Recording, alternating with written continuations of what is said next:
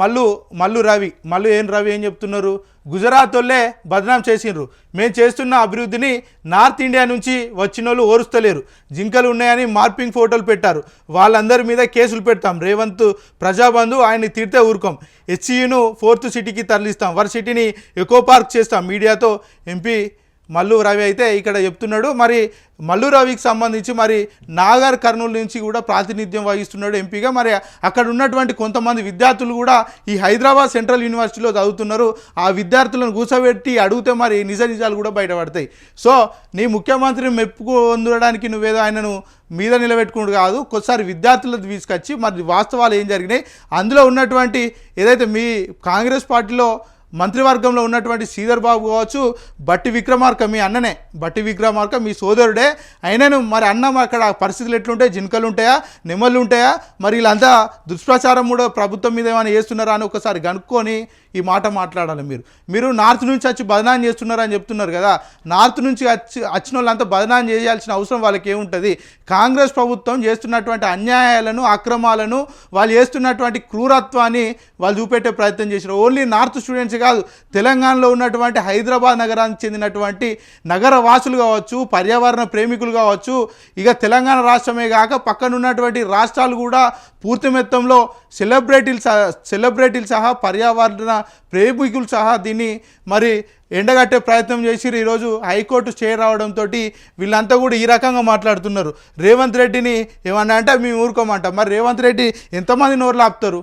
ప్రజల నుంచి వచ్చేటువంటి వ్యతిరేకతను మీరు ఏమాత్రం ఆపే ప్రయత్నం చేస్తుంటారు. ఇక మల్లు బట్టి విక్రమార్కకు సంబంధించి మరి వీళ్ళ సోదరుడే అక్కడ చదువుకున్నాడు, ఆయన అడిగినా కూడా కంచకు గచ్చిపోలే అంటే ఇది అక్కడ ఉన్నటువంటి విద్యార్థులు ఏ విధంగా ఉంటారు, అక్కడ అడవి ఉన్నదా లేదా, లేకపోతే క్రూర మృగాలు కావచ్చు, నెమ్మలు కావచ్చు, పక్షులు కావచ్చు, ఉన్నాయా లేవా అనేది ఒకసారి చూడాలి. ఖచ్చితంగా అక్కడ ఉన్నటువంటి విద్యార్థులు ఏమంటున్నారంటే రేవంత్ రెడ్డి మీద ఖచ్చితంగా చర్యలు తీసుకోవాలి. అడవి పరిరక్షణకు సంబంధించి దీని మీద ఫారెస్ట్ అంటే అడవి శాఖ మంత్రి కూడా దీని మీద చర్యలు తీసుకొని మరి సంబంధికులు ఎవరు ఉన్నారో వాళ్ళందరి మీద గట్టి చర్యలు తీసుకొని మళ్ళీ ఇలాంటి పునరావృతం కాకుండా చూడాలని అయితే అక్కడ ఉన్నటువంటి విద్యార్థులు అయితే ప్రభుత్వాన్ని డిమాండ్ చేస్తున్నారు. మొత్తానికైతే హెచ్సియు హైదరాబాద్ సెంట్రల్ యూనివర్సిటీకి సంబంధించి మరి విద్యార్థులు మొదటి నుంచి చెప్తున్నారు అక్కడ అడవులు ఉన్నాయి, జింకలు ఉన్నాయి, అవన్నీ వాటి పరిస్థితి ఏంది, వాటి వ్యవస్థ ఏంది, రేపటి రోజున మీరు అందరినంత ధ్వంసం చేస్తే ఆ మూగజీవులు అన్నీ ఎక్కడ పోయి బతుకుతాయని కూడా వాళ్ళు మొదటి నుంచి అడుగుతున్నారు. కాకపోతే ప్రభుత్వం ఇవన్నీ ఏవి పట్టించుకోకుండా ఆ 400 ఎకరాలకు సంబంధించి అవన్నీ కూడా కాంగ్రెస్ పార్టీ చెందినటువంటి బడా నాయకుల బినామీల పేరు మీద మార్చి అదంతా కూడా ఒక సీన్ క్రియేట్ చేద్దాం అనుకున్నారు. ఏంటంటే దీని అన్ని ప్రజలను కూడా కొద్దిగా మభ్యపెట్టే ప్రయత్నం చేశారు. అక్కడ ఉన్నటువంటి 400 ఎకరాలు అమ్మితే 6 గ్యారెంటీలు అమలు అవుతాయి, ప్రజల అప్పులనేది కూడా తీరిపోతే, అదేవిధంగా ప్రజలకు మేము మంచి సేవలు అందిస్తామని మరో పక్క చెప్పారు, రుణమాఫీ చేస్తాం, రైతు భరోసా ఇవన్నీ వస్తాయని పెద్ద ముచ్చట్లు చెప్పారు. ఎందుకంటే వీళ్ళ తప్పులన్నీ కూడా తప్పులన్నీ ఊడ్చుకునే ప్రయత్నం చేశారు, కానీ ఏమాత్రం కూడా నిజం కూడా ఎప్పటి కూడా ఆగే పరిస్థితులు ఉండవు. ఏదో ఒక రోజు అయితే ఖచ్చితంగా బయటపడుతుంది. మరి 400 ఎకరాలకు సంబంధించి కూడా అడవే లేదని చెప్పారు, దాంట్లో మూగరాశులే లేవని చెప్పారు. నిన్న ఒక జింక మొన్న చూస్తే ఒక జింక యూనివర్సిటీ పరిధిలోకి అంటే బిల్డింగ్ల వద్దకు వచ్చి అక్కడ అడవిలో మేత దొరకకపోతే వచ్చి కూడా పూర్తి మొత్తంలో బయటకు వచ్చి వాటి దప్పిక కావచ్చు వాటిని ఆకలి తీర్చుకునే ప్రయత్నం చేసినాయి. అదేవిధంగా కొన్ని దుప్పికలు కుక్క కాట్లకు బలైపోయినాయి, చనిపోయింది, ఆ రోజే చనిపోయింది. మళ్ళీ నెక్స్ట్ నిన్న చూసుకుంటే ఒక జింక పూర్తి మొత్తంలో శరీర భాగాలు చెయ్యో దిక్కు, కాలో దిక్కు, తలకాయ దిక్కు పడిపోయిన దాఖలాలు కూడా ఉన్నాయి.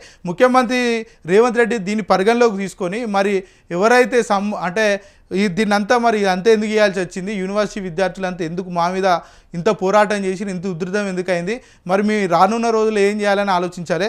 ఇక మంత్రులను తీసుకొచ్చి ఇదొక నాటకానికైతే తెరలేపుతున్నారు. ఈ 400 ఎకరాలతో పాటు మిగతా 1600 ఎకరాల్లో పూర్తి మొత్తంలో ఎకో పార్కు నిర్మిస్తాం, దీంట్లో వైల్డ్ ఎనిమల్స్ అన్నీ కూడా దీంట్లో తీసుకొని వస్తాం, దీన్ని ఎకో పార్క్ చేస్తాం, దీన్ని చాలా పెద్ద ఎత్తున డెవలప్ చేస్తాం. ఇక్కడ ఉన్నటువంటి హైదరాబాద్ సెంట్రల్ యూనివర్సిటీలో చాలా పెద్ద ఎత్తున ధర్నాలు నిరసనలు చేసి మా ప్రభుత్వాన్ని ఎండగట్టిరు. ఇది ప్రపంచవ్యాప్తంగా కూడా వార్త సెన్సేషనల్ అయింది. కాబట్టి వీళ్ళ మీద ప్రతీకారం ఎట్లా తీర్చుకుందాం, వీళ్ళందరినీ కూడా ఆ యూనివర్సిటీ నుంచి బయటికి పంపించి వేరే దగ్గర వీళ్ళకు అలాట్ చేద్దామనే అంశాలతో అయితే ముఖ్యమంత్రి రేవంత్ రెడ్డి దగ్గర కలిసి మరి అభ్యర్థించే ప్రయత్నం చేశారు. ఈ 400 ఎకరాలే కాకుండా పూర్తి మొత్తంలో 2000 ఎకరాల్లో ఒక పార్కు నిర్మిస్తామని చెప్తున్నారు. మరి సోయంత మొదటి నుంచి ఏడవైంది, హైకోర్టు కావచ్చు, సుప్రీంకోర్టు కావచ్చు, మొట్టికాయలు పెట్టకముందు కదా మీరు అన్ని చర్యలు తీసుకోవాలి.